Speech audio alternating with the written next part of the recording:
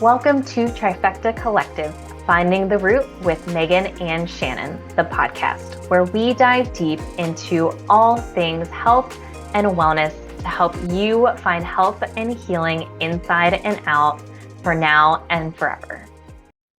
Hello and welcome to Trifecta Collective, Finding the Root with Megan and Shannon. I am Megan Abbott, owner and founder of Trifecta Collective, a holistic health practice. And if you are watching this, you can see today I'm by myself. If you are listening, FYI, I'm by myself. This will be a solo episode. Shannon will be back next week with all the storms and everything that happened there. Our schedule got a little mixed up. But we still wanted to make sure we released an episode this week. So it is just me. And what I thought I would talk about today is I wanted to share a little update. If you're watching this, you can tell I'm in a different space. If you're listening, FYI, I'm in a different space. And if you listen to our episode a couple episodes ago now, the larger journey work, where I also shared some big news and updates in my life, I thought I would share some updates with you. I've had some questions, and I've also had a lot of people reach out and just offer support. And I really wanted to say thank you for that. I really appreciate it. It's certainly an unusual circumstance, decisions I've made and all that kind of stuff. So wanted to share a little update and maybe share even a little bit more today. And then I also wanted to share, so in our practice, we work around 5 pillars of support in our holistic practice. We look at 5 pillars. I'm going to get into this. Not at this moment, but I want to talk about these 5 pillars and a little bit, maybe more about how I came to practicing this way through my own journey, through work with clients, and why we really do this, and why oftentimes, if you're not focusing on all 5, why the healing journey can take even longer, why it can seem even more challenging. Maybe you have done some protocols and made some changes, but maybe you're not quite where you'd like to be. And so, I just wanted to share a little bit more about that because I think it will be really valuable. And I know, just having worked with a lot of other practitioners myself, I know a lot of practitioners. A lot of our clients come to us from working with other practitioners, and there's a very specific reason why we work the way we do in order to get the results. And it took me a really long time to put all of these pieces together for myself, let alone to implement them with others, with clients in the practice. So I just wanted to share a little bit more about that and dive deeper into that, just based on my experience over the last 9+ years in the health and wellness space. So little update first. So I'm in Michigan, and right now I'm in Kalamazoo, Michigan, which, up until a couple months ago, I did not know was a real place. Lovely place. I've been here just for a few days. So I left Virginia on June 21st. So as of the recording of this podcast, it's been about 3 weeks. And this is the 4th place I've been in. And this was intentional. And I've done some cool things and settled into some different places here. And then I'm in Kalamazoo for at least a month. And then it's a question mark. And I'll share more about that. So when I left Virginia, I drove long drive. I broke it up. So I stopped in Ohio first, and then I drove up to Muskegon and spent a few days in Muskegon, and then went up to North Muskegon. And that's where Shannon and I, if you saw our Instagram story, Shannon and I got to meet for the first time in person, which was amazing. and incredible. And so nice to meet one of the other women on the team for the first time in real life, after we've been working together for like a year and a half.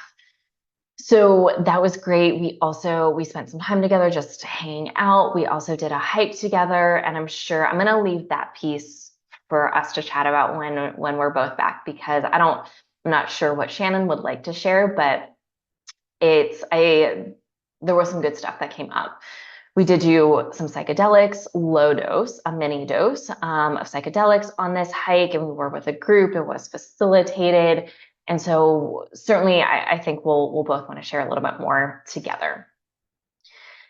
And then I supported one of my colleagues, one of the women that I've known for a little bit of time here. I did a microdosing group with her as a participant. She's in the psychedelic space. We went to Colombia together, and I went and just helped and supported in a retreat she was hosting and facilitated, which was great. There were definitely some hiccups. Muskegon got one of the worst storms that it's had in, I think they said, since the late 90s. So we were without power and water for a few days, which for me, I am a big fan of power and water. I'm not a big camper. I do like the outdoors. However, I still like running water. I still like electricity. And so it definitely brought up a lot for me as far as being in the space, processing a lot, supporting a large retreat. It was 10 women participating, which is the largest retreat I've supported in. There were several of us. There was between 4 to 5 supporters during this. I was helping with meals, and yeah, but it was amazing experience. And yeah, just to be in someone else's space too. It's always really nice to see how other people do it, and always learning a lot. There's always a lot to learn in all kinds of spaces. I think especially in the psychedelic space, we were working with mushrooms, and towards the tail end of that, I also got to journey myself. And I did what I would consider a full journey. However, I only did 1.5 grams, which, if you're familiar with kind of larger journey work, it's a pretty low dose of mushrooms, especially for a larger journey. Some people may not feel much of anything on 1.5 grams too. And I had a conversation with a few people. I was supported in my own journey. It was also the first time in a long time I've journeyed by myself and not in a group, which was interesting in and of itself. And I mean, I had a full journey, about 4.5 hours. I would say I was like mostly under the medicine. After about an hour and 45 minutes, I like got up to go to the bathroom, and I go, gosh, like how long has it been already? Because it had felt like hours and hours and hours, and it had only been an hour and 45 minutes. And the original game plan was to do a booster, which is just an additional little bit. And I decided against it because I was getting what I needed right off the bat. And I definitely had some emotions come up at the very beginning, which is very common.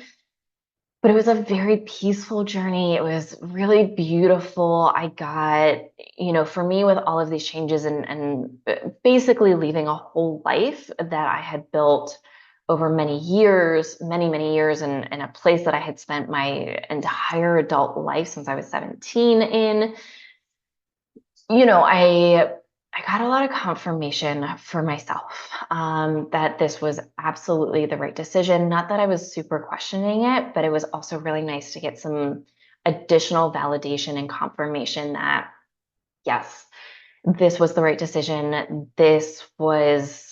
All of this was a culmination of all of the healing work I had been doing for many years with and without psychedelics. And yeah, it's felt really right. I even just driving and leaving Virginia, within about 30 minutes of leaving, I started to feel lighter, and things felt lighter is the best way to describe it. So I've been super happy, yes, processing and just really been able to enjoy new energy, enjoy new spaces, different people, different environments, all that kind of stuff. And it's been really incredible so far. And I am also really happy with the place that I'm in right now. I'm in a beautiful home and have a private office here, and there's a beautiful outside space and a lovely, lovely kitchen. I've been getting really back into cooking again and enjoying that, which it's been a minute since I've just really enjoyed cooking. And so that's been really nice. I feel like I've had just more space, more it almost feels, I'm trying to find the right words, just comfort, maybe safety. My nervous system is probably the most regulated it's been ever that I can remember. And I was pretty regulated. Certainly the last few months in particularly in getting the house ready to sell was a lot of work. It was very taxing and obviously there was a lot going on, a lot of decisions being made and changes and all that kind of stuff. And so to be able to really relax into my own energy, into the energy of this space, this land, this state, this different, I've never been to Michigan before. So it's just been really nice. And I do have a handful of friends up here. So, being able to spend time with other people is also has been really enjoyable and finding that balance. So, yeah, it's been super great. And yes, I'm here for about a month as of right now. And then some things have started to come up for me as to where I'm going to land eventually. I'm not quite ready to share that yet, but some things, it was a real question mark. Even just leaving Virginia, I was like, well, August 10th, I have a place to stay. And then we'll see. I have a feeling I'll probably stay in Michigan just a little bit longer than that, whether it's at this house or not, I'm not quite sure. And then I will probably start to head at least a little bit further south. I'm not a super winter person, and I grew up in Pennsylvania, in Pittsburgh, and I'm not trying to relive those winters. So I will probably end up further south as the weather starts to shift and change. The exact time frame, I'm not quite sure yet, and that's a little scary and also not really because once again some things have already started to come through as to where I will probably land and where this journey will probably take me. And this is really an exploration of different places, of different people and experiences, and where do I want to be? And that's the real question here because Virginia didn't feel good anymore. The energy of Virginia didn't feel good, but I didn't quite know. It's been a long time since I've lived somewhere else. And so it's the exploration of where is this also going to take me? So very exciting stuff. Very good. I am still a little tired just catching up just from the travel, being in different places, different beds. Although I've slept generally pretty well, the retreat was definitely a lot energetically, a little bit physically too, especially with the no power, no water situation for the first few days. But yeah, my energy is coming back and it's feeling really good and excited to start to explore some different things, especially in the business, which once again, not quite ready to share that. And it will be coming. And I'll probably be sharing more in the next probably months versus weeks, if I had to guess. However, I'm always open to changing. And if I feel called to share something sooner than that, then I certainly will. So yeah. So that's just a little update on me and kind of what's going on and shifts and travel and all that kind of stuff. So, but yeah, it's felt really good. And I also just haven't traveled a lot in a long time. I used to move a lot. I used to travel a whole lot more and hadn't in a really long time. And there was definitely some nervousness of how I would like it, how I could physically handle it. And outside of just like maybe I wouldn't even say sleep issues, but just, changes in beds and getting used to new beds and environments and that kind of thing. By and large, my body's held up really, really well. I will contribute a lot of that to routines and certain non-negotiables for me. I have been eating pretty well, mostly home cooked food, occasionally eating out. I'm still gluten-free. Dairy, some cheese really has crept in just a little bit here and there, but my body's handling it pretty well.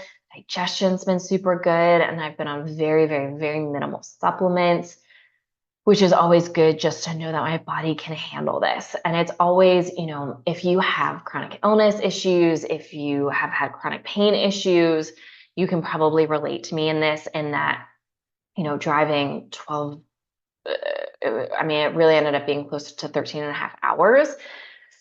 Definitely some fear coming up around that of like, can my back and my hips, which feel good on a day-to-day basis, but they haven't been challenged in a way like this since my injury, since all of my chronic illness issues.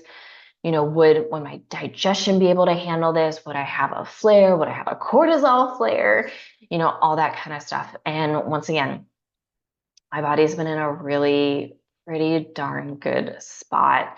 And, a couple big things that I've been really focusing on: a morning routine, getting up, eating a good breakfast, and largely similar breakfast that I'm used to eating, doing some sort of movement routine that's mostly looked like yoga and some general stretching. I haven't made it back to the gym yet. It will probably happen this weekend or early next week. I'm ready. My body's ready to get back in the gym and back into some strength training. But I've been really consistent with the movement routine, shower, kind of get ready for work.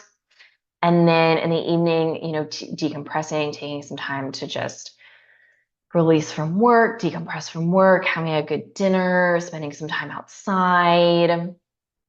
Reishi has been one of the supplements that I've really made sure that I've kept incorporating, because it was really supportive in just like sleep and stress issues, kind of leading up to this whole change in everything. So that's been really good. And then a multivitamin and magnesium are like the three things that I've been really consistent with by and large. So that's kind of where I am now. If you guys have questions, I'm certainly happy to share more. And if I'm not ready to share, I won't share. That's kind of how my boundaries work and how I've worked. But if you guys have questions about anything that around these changes, once again, I know that they can seem a little abrupt or sudden. And yes, in part. And also it really feels like the culmination of all of the healing work that I've done over the last many, many years. And this is where it led. And these are the changes that I really needed and was ready for as far as the next step in my own healing journey. So yeah, and just also know that I know other people have gone through similar things or have thought about similar things. And if you need support, please don't hesitate to reach out. Happy to just be an ear. Certainly lend some advice where it lends itself, or just, being able to witness and see you in making hard decisions and making hard changes, knowing that in the long run, they're for your best interest, best healing, best interest, best self, all that kind of stuff. So yeah, so if you have questions, let me know. Feel free to reach out via email, social media, all that kind of stuff. And I'll probably continue to share more updates as they come up, as they come through, all that kind of good stuff. So shifting gears into our 5 pillars of our practice and kind of how this came about. So the 5 pillars that we really focus on, and if you've ever had a consult with one of us, we talk about these really like every single time when we talk about how we work with clients. And those are nutrition, lifestyle, movement, nervous system regulation / trauma healing, and then supplementation. And it's really focusing on all of those together. And here's the other piece of this. We don't have a one size fits all. There's no like, everyone does this quote unquote nutritional program or diet or way of eating. It's not like that. Same thing with lifestyle or with movement or the nervous system regulation piece or even supplements, although largely people start in similar positions with that just because of the way our program usually lends itself, and that we deal with a lot of gut issues and toxin overload issues. And oftentimes we're doing some sort of killing and detoxification and viral work and all that kind of stuff. And liver detox pathway support lends itself as a prerequisite for pretty much all of it. So, but yeah, when it comes to nutrition, I'm a holistic nutritionist, a nutritional therapy practitioner, which AKA holistic nutritionist. And so nutrition goes a really long way. And most of us, a lot of us, don't always eat in a way that's very supportive of our bodies. And this goes a couple of different ways. If we look at the standard American diet, eating a lot of processed food, eating a lot of sugar, it's probably not going to be super supportive of our overall health, of our overall bodies. And we've done an episode that we've touched on this. I think we're going to do another episode where we dive a little bit deeper into this. Going the opposite direction of doing crazy strict elimination diets, of being super restrictive, of constantly counting calories and macros and doing that kind of over restriction. Neither one, they both have a time and a place, kind of. And long term, they're not super supportive. It's been a long time since I've eaten a standard American diet or eaten close to that. I've always been a little conscious of what I'm eating, and that part of this goes with eating disorders and disordered eating, and just being very self-conscious with body image issues and that kind of thing. But I used to eat at McDonald's pretty regularly and other fast food places and all that kind of stuff.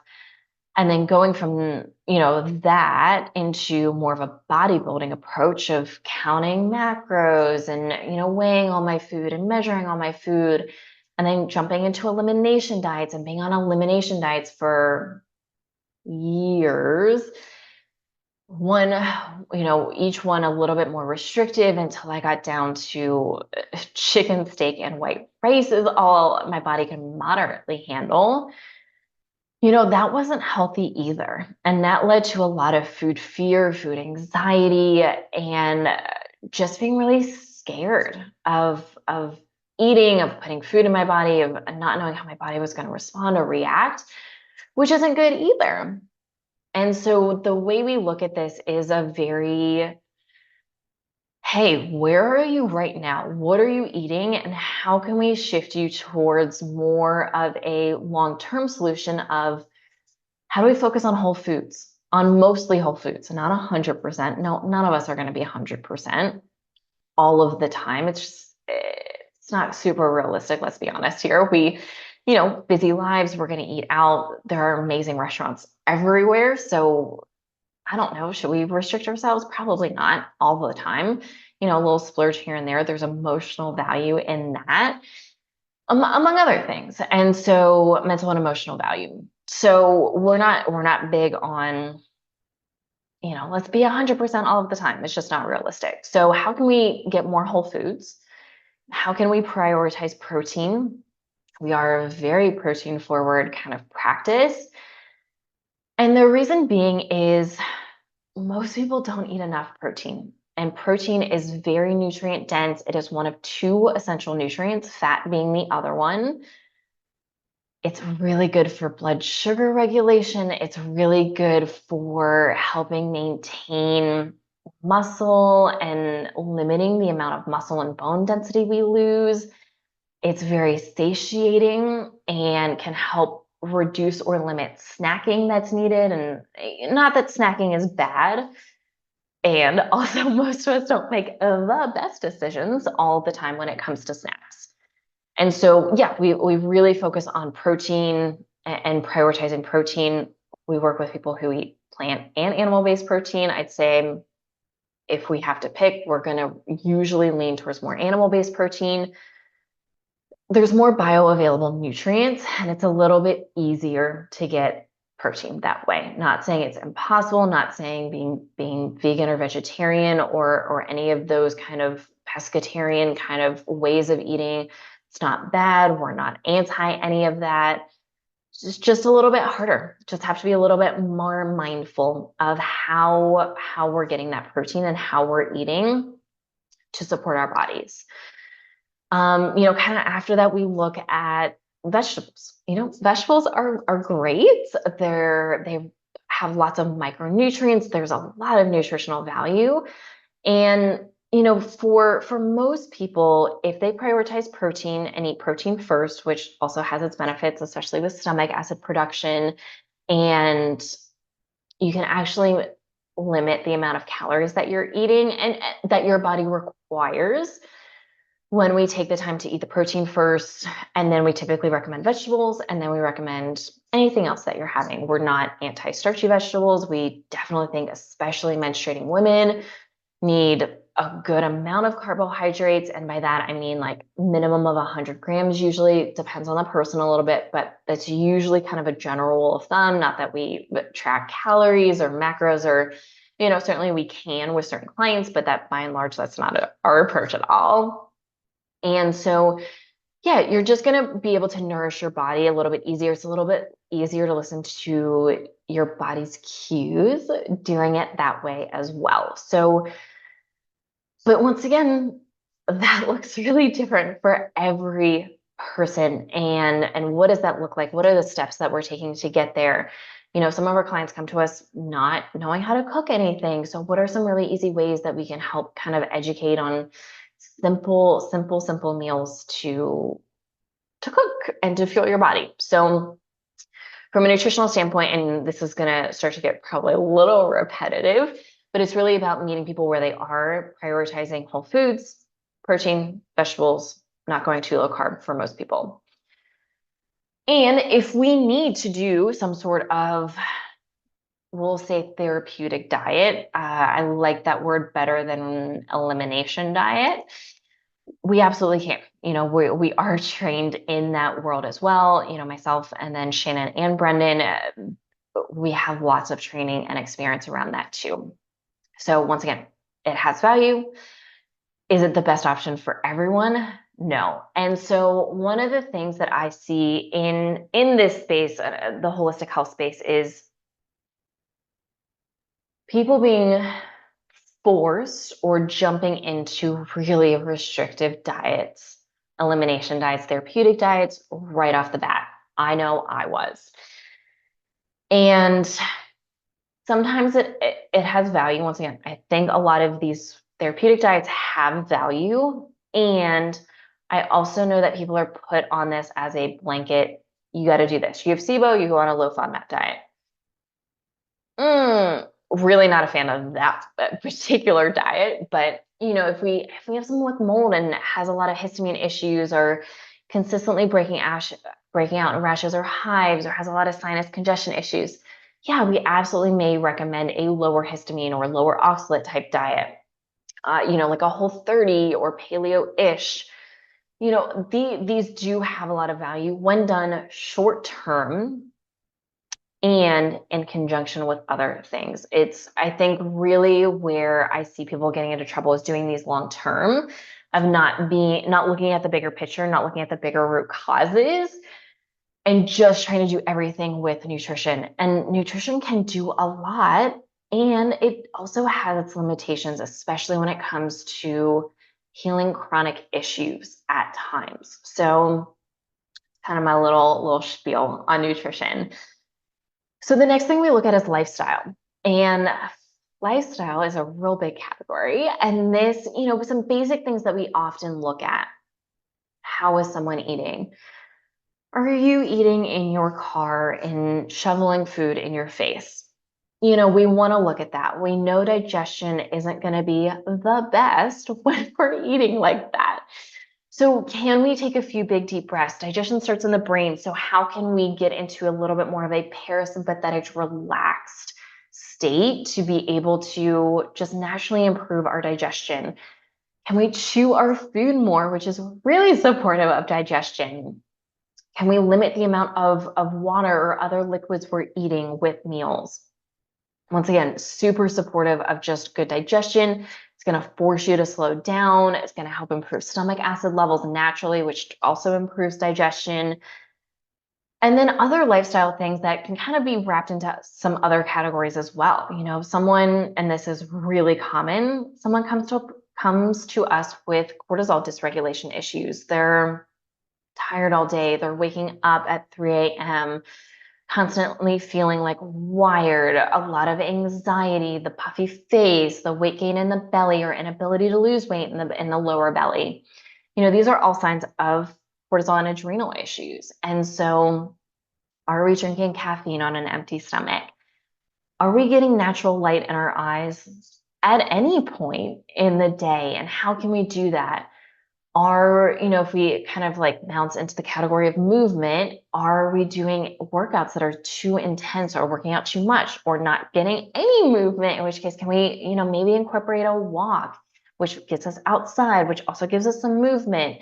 It's really, really those kinds of things. And then I would say the other kind of thing that we wrap into lifestyle is liver support.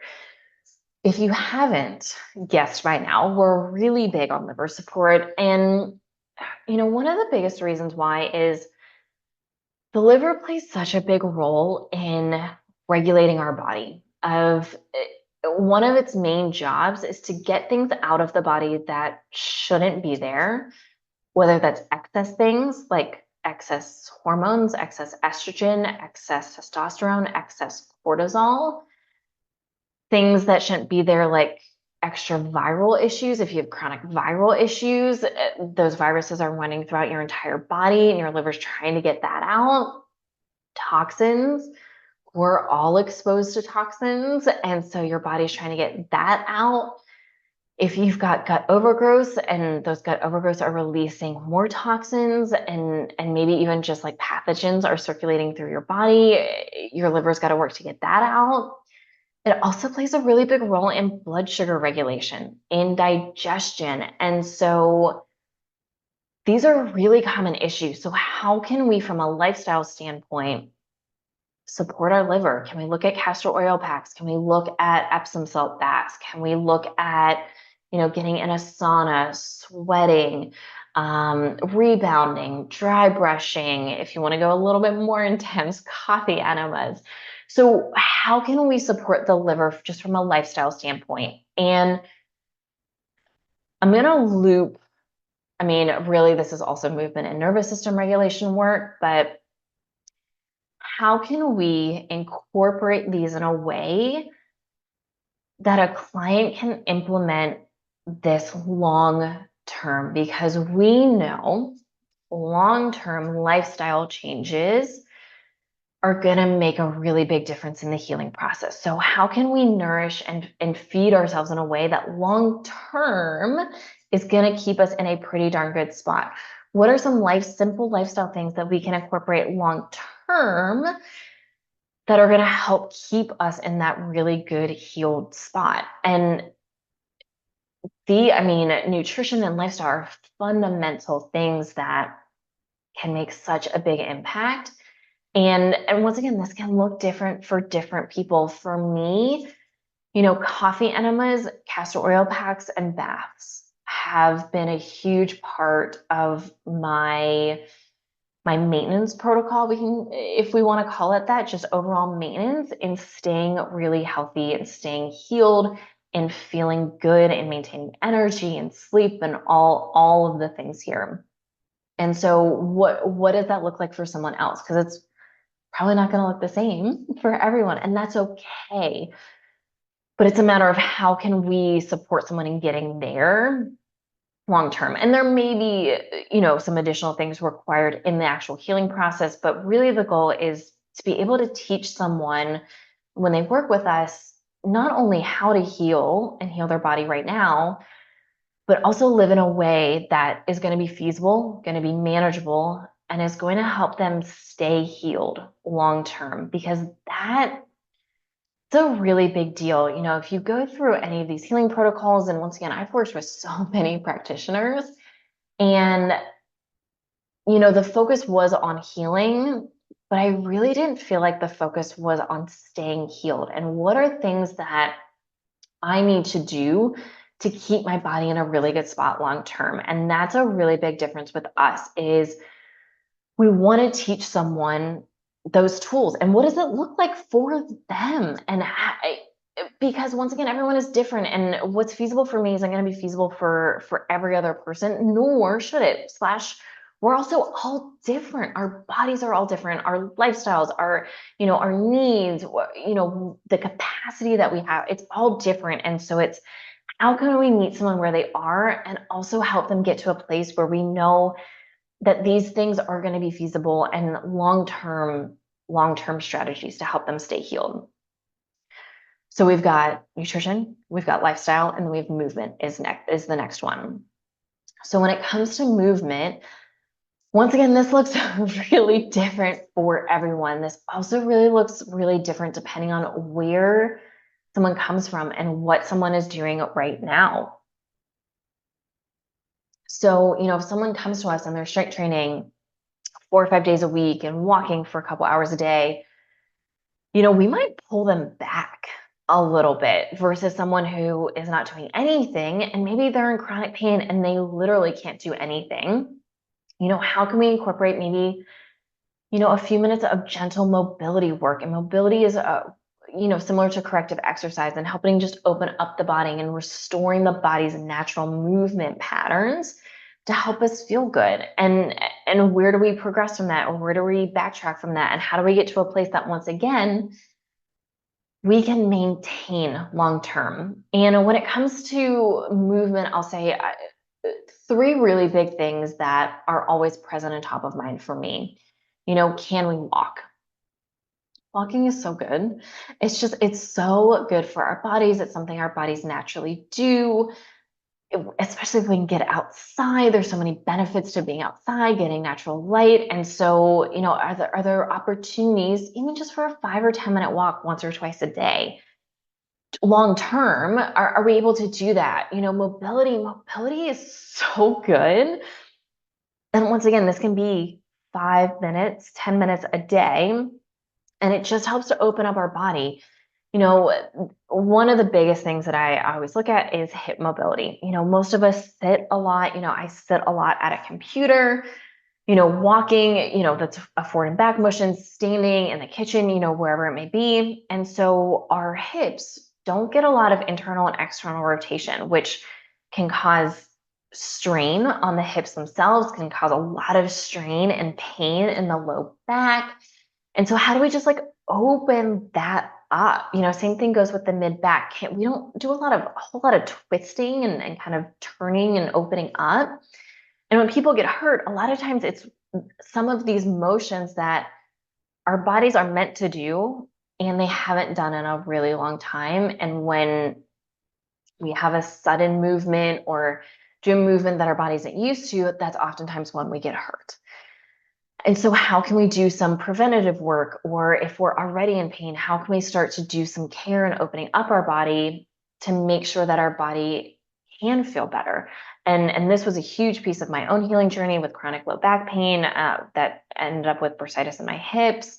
I had sciatica. I didn't have feeling in my right leg for almost a year, and nerve pain and all that kind of stuff. And mobility played a really big role. And one of the things that, out of all of the 8 physical therapists that I saw, no one really looked at everything all together. And so once again, we focus on the whole body. How is the whole body functioning? We have a movement assessment that we'll often do when someone's ready for that, because it's really important. Our bodies are meant to move. We're meant to sit in a chair or on a couch or in a bed all day, every day. Sometimes we need that too, by the way, especially if you're in a lot of pain and if there's a lot of internal inflammation going on, that plays a really big role in your just pain levels, on how your body's functioning overall. So how do we support that?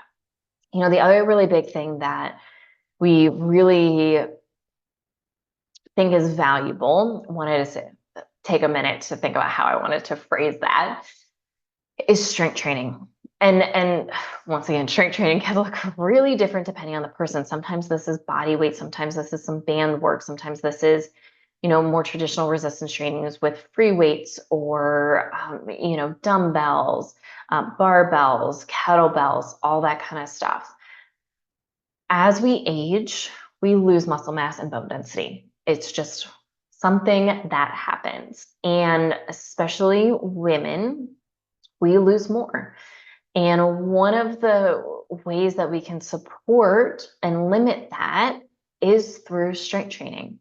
We know that, studies are really clear now that strength training has a lot of benefits when it comes to increasing muscle mass, of course, and also increasing bone density. There's also a lot of neurological and cognitive benefits. There's a lot of benefits for our heart health, which really fascinating. A lot of physicians will recommend cardio of some sort for your heart health. Well, strength training can also be super beneficial. There's at least one study that I'm familiar with that shows it is as beneficial for our heart health as cardiovascular work. Pretty incredible. And we're not talking about high intensity interval training here. We're talking about traditional strength training. Strength training is also very supportive of blood sugar regulation. If you have PCOS, if you have, things like pretty significant blood sugar dysregulation, not that strength training is the be all end all. However, it can also be supportive. Also really good for mental and emotional health. It was a huge piece in me being able to get off of all of my anti-anxiety and off of my antidepressants back in my mid-20s. And this played a huge role. And we have seen, once again, there are studies showing that strength training and exercise is as beneficial, especially for mild to moderate depression and anxiety. I believe it is both, if I remember the study correctly, as many medications, which is pretty incredible that is the case. Strength training does not have the same side effects as medications. For me, and I know this is the case with so many people because I've heard many, many stories and I've experienced this firsthand.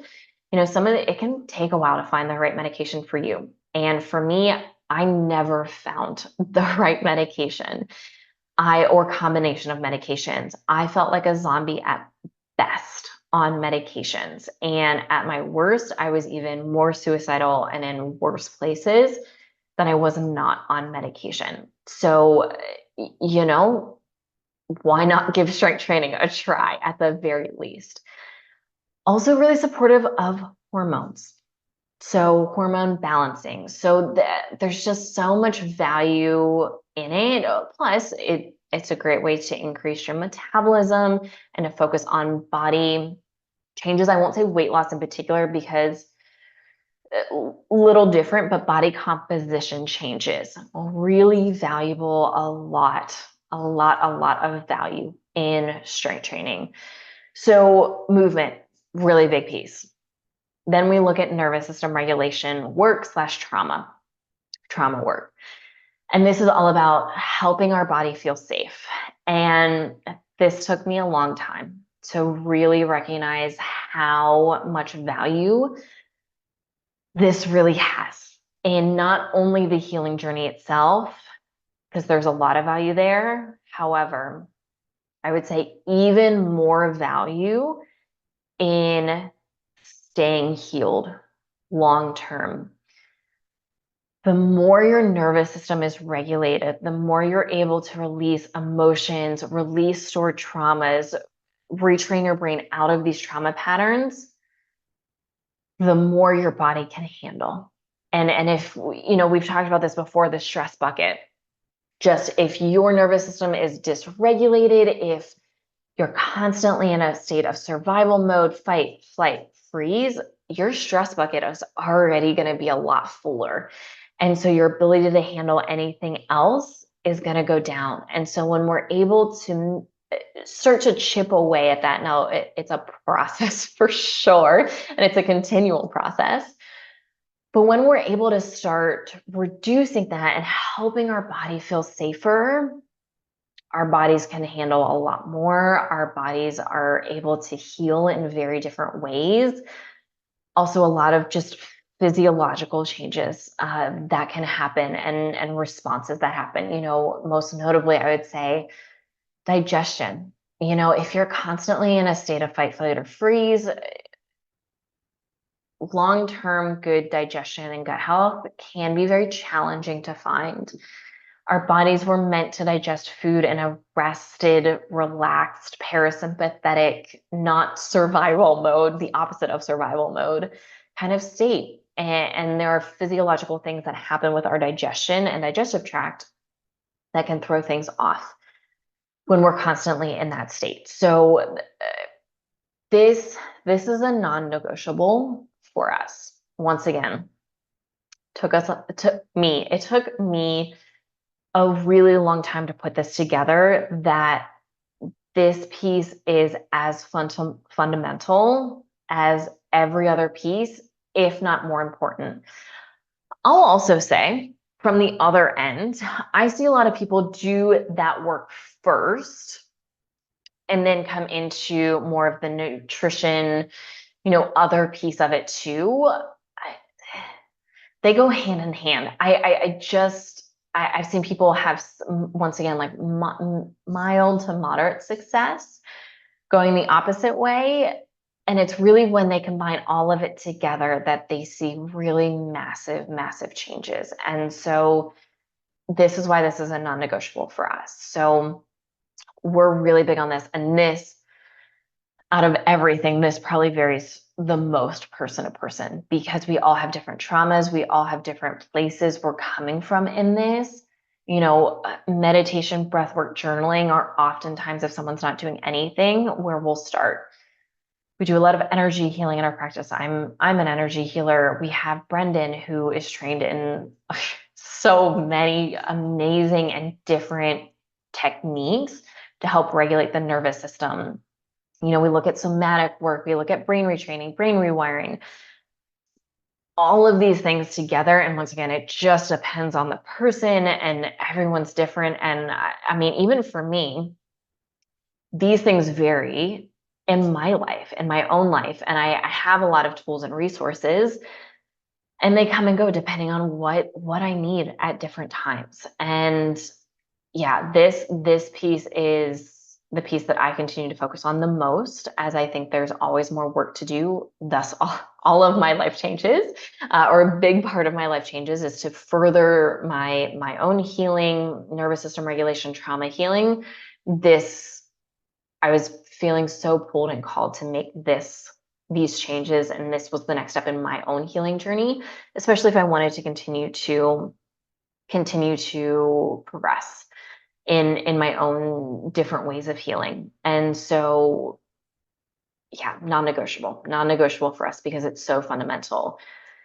And then the last piece is supplements. And once again, I think if you're only focusing on supplements, you're doing yourself a huge disservice. If you're working with someone and you're taking 10, 15, 20 plus supplements and not focusing on a lot of the other things, also doing a huge disservice and also wasting a ton of money. Once again, I've been there. I was once on 33 different supplements at a given time, plus super restrictive diets. I mean, it was a full-time job just to handle the amount of supplements I was on, plus the restrictions I was on from a nutritional standpoint.